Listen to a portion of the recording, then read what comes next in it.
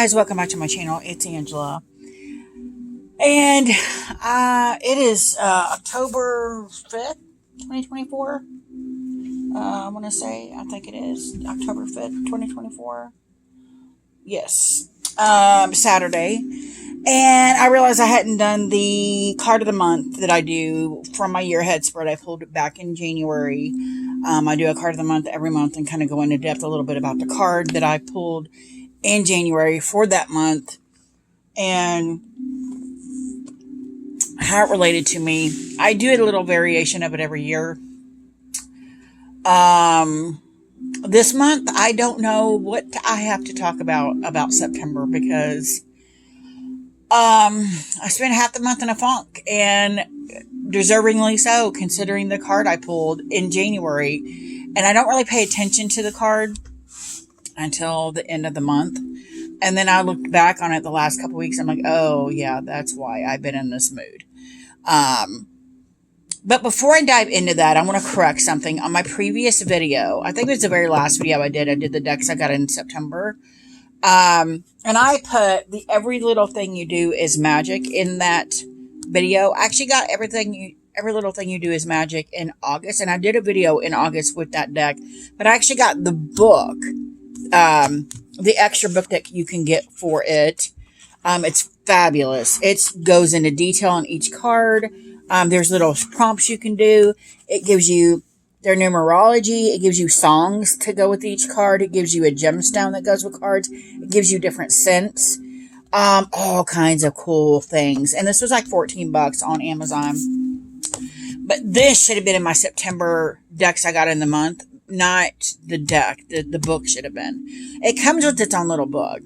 But this is just a more in-depth book, and I freaking love it. I love it to pieces. So I just want to correct that. I did not get the deck in September. I got this book in September. I got the deck before in August. So, to correct that. So, back to the card of the month. So, and I also do, every month, I do a different card from my year card also. And I pull from a different deck of my favorite decks, that card. So the card of the year for me is the Wheel of Fortune, and I'm using the Heartwood Tarot for that. So cute, little mousy in the abandoned house. And the Wheel of Fortune, I think it's interesting that I keep reminding myself every month that the Wheel of Fortune is my card of the year. And I've been told for years that my fortune is about to change, that I'm going to have a windfall, that something's going to happen. It has not happened yet. You can say it's kind of a windfall in that I started door dashing last year. Last 2 years now, I've been door dashing to make extra cash. That's helped a little bit. But my other issue that I was having with a certain type of bill is also in another probably less than a year coming to an end, which is going to be cool. This cat, he has to get right up where I'm at, and now he's over here needing the blanket I'm sitting on. Trying to get it comfy so he can lay down. But I just find it interesting how normally I don't pay attention to the card of the year until the end of the year. But this year I've proactively made myself look at it each and every month and remind myself, this is your card of the year. And I've been telling, I just finished, I actually did the 5K walk last Saturday, and I had so much energy after that. I went to the store like 3 separate times. I cooked dinner. I did all the dishes. I don't normally do all that because of my arthritis, that I can't do things that I used to do. So I found that fascinating, that I was able to move. Maybe the new medication I'm on is finally kicking in. I don't know. Or maybe just that walk energized me. But I also finished a chapter in my second book.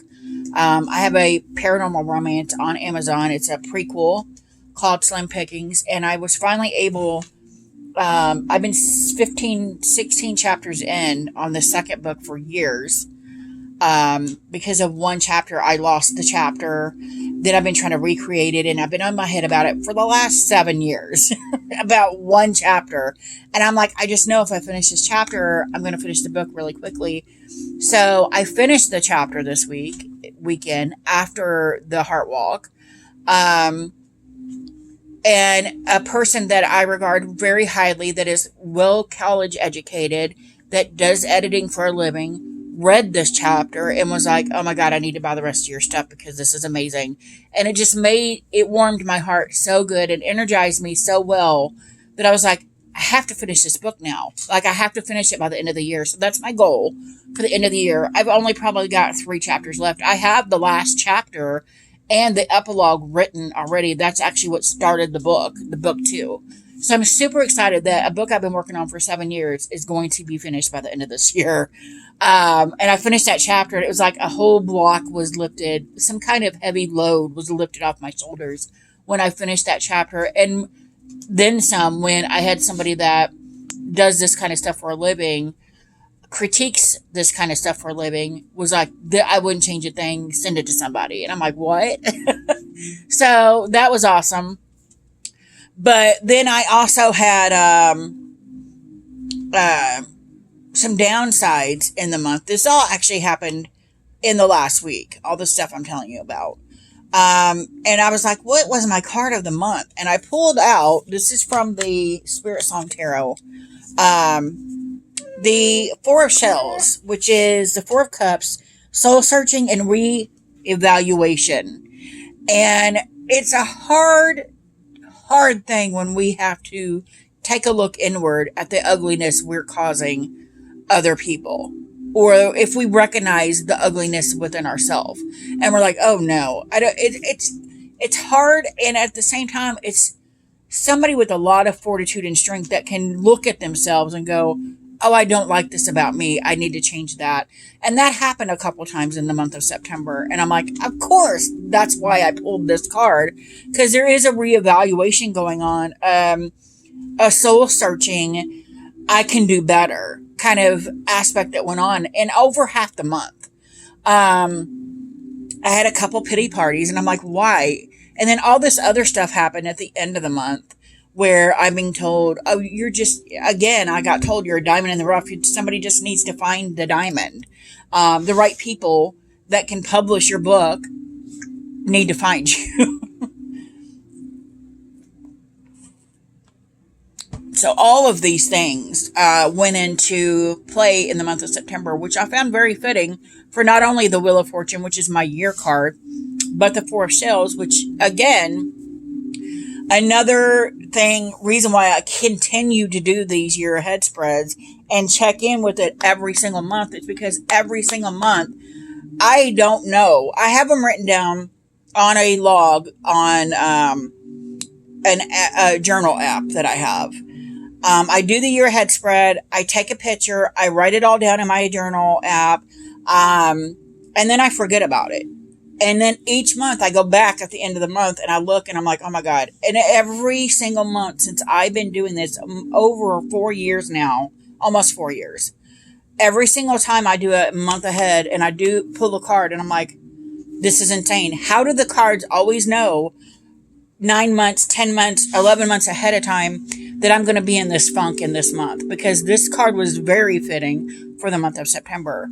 I was the spoiled child going, but I don't want to. And the universe is saying, oh, you're going to. So, it's very, very fitting for the month of September. And it's funny because September 2nd is my birthday. And it was right after my birthday that I started having all these pity parties and like, nobody wants to be my friend. Nobody likes me. I can't do anything right. And as I look back on the 5th of October now, back in September, I'm like, I was such a child for like 2 weeks straight. It's ridiculous. But at the same time, the cards were right. You know what I mean? Like, it blows my mind. And again, I haven't even looked at October to remind myself what October is yet either. And I probably won't do that till the last, maybe around the 20th or so. I go back and start looking and start pulling cards to see from decks that I like of that card or whatever, to see how it's compared and how it's going to compare for the rest of the month. But I did want to show you guys a couple other cards. The traditional RWS, this is the, oh my God, Centennial. I was looking for my border list because there's border list, I think the 31st of October. Like, there's like 5 decks coming out that are minis I want. The Borderless Centennial is one of them. It's coming out the October 31st in mini form. And I'm totally going to get it. I like many things. So, of course, any mini decks I can get my hands on, I'm going to get my hands on it. But I just always love this image where he's just, his face is just like a petulant child. He's got his arm crossed, his legs crossed. He's, and what do they say with body language? That is an unequivocal sign of I'm closing myself off to the world, to opportunity, to things. And I just found that interesting because it kind of, to me, goes back to my writing where I had closed myself off for so long. And then this is actually the month that I realized, oh, I'm closing myself off. The universe isn't doing it. They're handing me a cup going, hey, we're here to help you. And I'm the problem.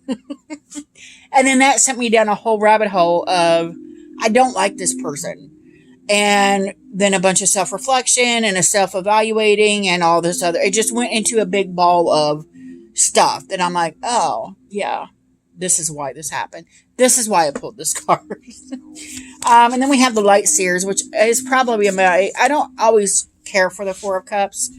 I don't actually really pull a lot of the Cups cards, but I do love this Four of Cups. There's the opportunity here, and there's like a light and shadow aspect to the card, which is what the Light Seers is geared for, right? It's that seeing the duality of maybe these two personalities colliding, or we're not always happy, chipper, go all the time. There's times in the month or times where we are down and don't see the opportunity sitting in front of us. Because all she got to do is turn her head and see that this one's full of a rainbow.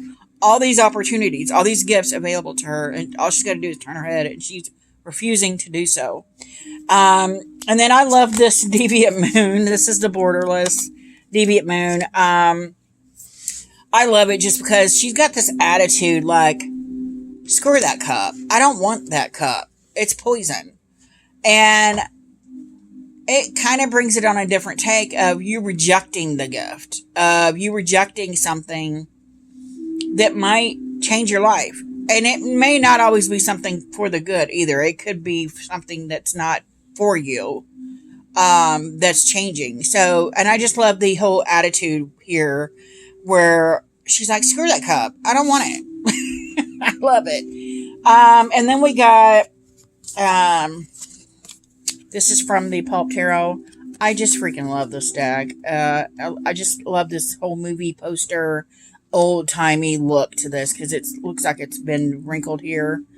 And this is a brand new deck for me, so, no. And I trimmed the edges off of this because it was horrible borders. Kind of like this one. This is a Supernova. But I love the shoes in this deck. And I don't know why. This looks like a puzzle piece. And this is one of the cards in the deck that I'm like, I love the shoes. They're so ridiculous. I love it. But again, it's a traditional in that. Oh, wow. It's traditional in that something, the universe is handing him this option and he's no, not taking it. And then a deck I've been madly in love with, and just keep pulling it back out, is the, oh my God, I can't even think of the name of it right now. I got the book right here. Hold on. The Earthwoman Tarot. This deck is so beautiful. So beautiful. And again, it's a traditional Four of Cups. Here, she has no face. They don't have faces in this deck, but I don't even care. I thought it would bother me, but it doesn't. The deck is so freaking beautiful, and the cardstock is so stunning for Los Scarabeo. It doesn't matter. But again, we have this, and here it almost looks like she's trying to find that inner peace, so she's soul searching right now. And then something, of course, someone is handing her another drink and she's too busy meditating, trying to find herself. And sometimes we can get so bogged down in looking for something inside that we forget about the outside world and forget there's opportunities being thrown at us or handed to us. And I just found that interesting. But that's a gorgeous card. That's one of many gorgeous cards in there. And then the last card I want to show you guys is from my Heartwood Tarot. It's so sweet, but he looks so lonely. Like there's a big storm going on. Like the Tower card, there's a big storm. So imagine that storm is happening and he's trying to huddle inside, or she, whatever, they are trying to huddle inside with their 4 cups, and they're trying to stay warm and stay out of the storm. But it feels very lonely, this card. Like you feel like almost like you got to do all these things yourself and you don't. And I just found that fascinating. So that is, I'm not going to read any books or anything. I do want to say that he is stunning. I don't know what it is, and I don't know if he's a Heron or not. Let's look at this book. I'll look at this book real quick. 4 of Shells. It might tell me. 4 of Shells, not 9 of Shells. 3. Wow. 4 of Shells. Soul searching and reevaluation. Message. Innovation at using new approaches to solve problems. Crane is here to help you renew your optimism, bringing clarity and insight. Crane will guide you in taking the time you need to renew your energy. When you embrace something that you feel passionate about, and we were just talking about my writing, you'll soon find yourself motivated into action. Wow. And all of that happened in the month of September. That's insane. It's up to you to choose to see the opportunities that are right in front of you and to act upon them. Rest and meditation will deliver a fresh mindset. Take this time to reflect and regroup and redirect your energy. Keywords: contemplation, meditation, soul searching, reevaluation, reflection, refocus, disillusionment. Reverse message: new ideas are at your fingertips. Seize the opportunity. Reverse keywords: enthusiasm, restlessness, focus, energy. Wow, that hit the nail on the head for what I went through in the month of September. And I know the crane and the heron are 2 different birds, but for some reason I'm drawn to the standing bird. I have decks with flamingos, I have decks with herons, I have decks with cranes, and I'm gonna probably have to do a video on it, but for some reason I'm into these standing birds. And if you guys can figure out, if you guys know why I'm into these kinds of birds, let me know in the comments. But that is all my video for the card I got in the month of September. If you guys have any questions, comments, concerns, don't hesitate to comment below. If you like this video, give me a thumbs up. If you want to see more, please subscribe. And don't forget to hit that notification button so you're alerted to any future videos. And y'all have a good night. Bye.